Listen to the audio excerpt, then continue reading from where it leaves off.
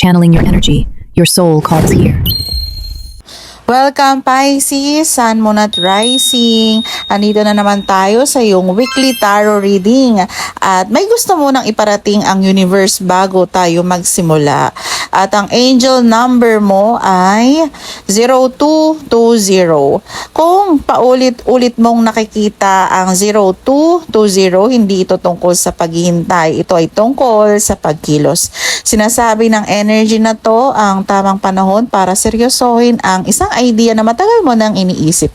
Hindi lahat ng opportunity dumarating ng maingay. Minsan, tahimik lang itong kumakatok. Kapag pinili mong kumilos ng may disiplina at tamang timing, may possibility na mas mataas ang marating mo kaysa sa inaakala mo. Ayan.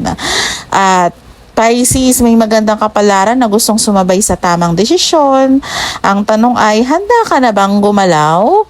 Ngayon, huminga ka ng malalim. Hayaan mong kumalma ang isip, buksan ng puso. Kung ito ang message na nakalaan para sa'yo, kunin mo. Kung hindi naman, hayaan mong iwan ito para sa taong tunay na nangangailangan. Isang paalala po, hindi po ako ang unang nagme-message para mag-alok ng service. Kayo po ang unang magme-message sa akin at may energy exchange po kapag gusto niyo ng private reading. At ngayon, Pisces, tawagin natin ang iyong guardian angels, mga spirit guides para makita ang iyong energy at gabayan tayo para sa iyong weekly reading. At eto, card mo pa lang. Ang energy sa mga nabunot ko ngayon, may napakalakas na pakiramdam nitong mga nakaraang linggo. Tingnan muna natin ang last two cards. Kasi ang pakiramdam mo this week, nakikita ko sa mga cards mo, ayan. Ikaw ang laging nagbubuhat ng lahat. Hindi lang ito tungkol sa pera. Hindi lang ito tungkol sa pamilya. Parang ikaw ang naging matatag para sa lahat, pero walang nagtatanong kung ikaw ba ay okay. At nakakapagod naman yun. May ilan sa inyo, Pisces, na matagal nang nagbibigay ng sobra. Sobra sa oras, sobra sa effort, sobra sa pag-uunawa.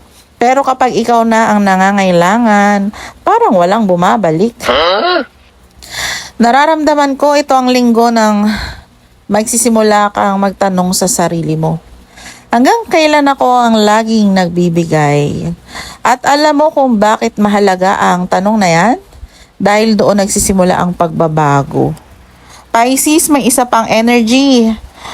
Parang may sitwasyon na matagal mong gustong ayusin pero hindi mo magawa dahil pakiramdam mo hindi pa tamang panahon. Ngayon, iba ang sinasabi ng energy, hindi lahat ng problema kailangang pilitin. May mga bagay na kusa ring nag-aayos kapag tumigil kang kontrolin ang bawat details. Kung napapansin mong paulit-ulit kang nai-stress sa isang tao, sa trabaho o sitwasyon, baka hindi ikaw ang kailangang magbago. Baka ang kailangan mong baguhin ay kung paano mo ito pinapayagang ubusin ang peace of mind mo.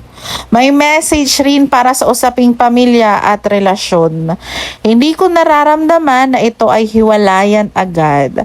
Mas nakikita ko rito ang emotional distance. Magkasama pero parang magkalayo. Nag-uusap pero hindi nagkakaintindihan. May mga salitang hindi nasasabi dahil parehong natatakot magsimula ng mahirap na usapan. Kung ikaw to, pinapakita ng energy na may pagkakataon pang maayos ang communication. Pero kailangan may isang taong pipiliing ibaba ang pride. Hindi ito tungkol kung sino ang tama, at ito ay tungkol sa kung ano ang mas mahalaga. Ang relasyon ba o ang ego? Ayan, Pisces, message na mga guidance mo. Kung single ka naman, may nakikita akong pagbabago sa standards mo. Hindi ka na madaling ma-impress, mas gusto mo na ngayon ng consistency kaysa sa matatamis na salita, at sa totoo lang, magandang pagbabago yun. Mas pipiliin mo na ang taong tahimik pero totoo kaysa sa maingay pero walang paninintigan. Sa usaping pera, ito ang isa sa pinakamalakas na bahagi ng reading. May idea, may skill, may talent, may opportunity, pero may isang bagay na paulit-ulit kang pinipigilan. Ayan ay takot. Takot na baka hindi gumana, takot na baka hindi sapat, takot na baka mali ang timing. At dito, bumabalik ang angel number na 0220. Hindi nito sinasabing tumalon ng walang plano, ha, Pisces.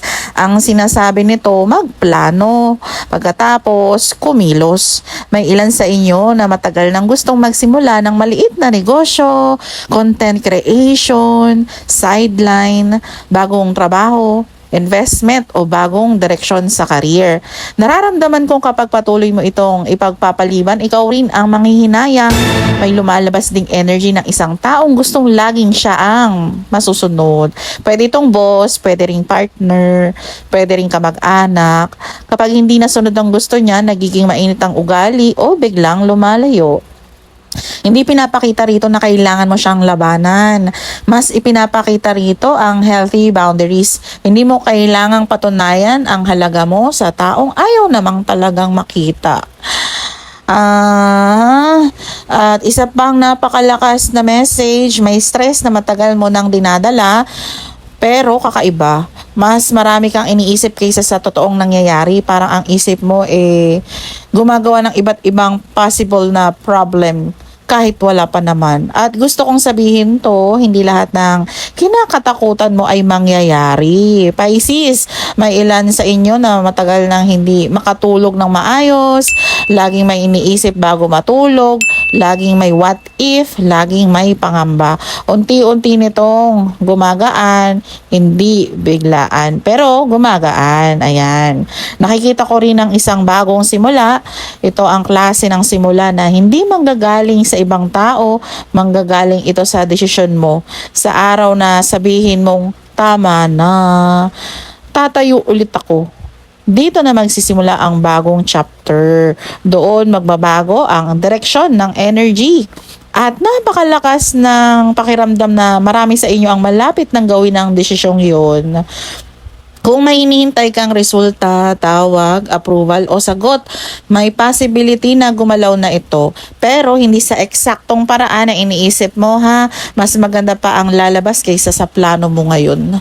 Kaya wag mong pilitin ang timeline. Kapag ang isang pinto ay hindi bumukas, wag agad isipin na tinanggihan ka.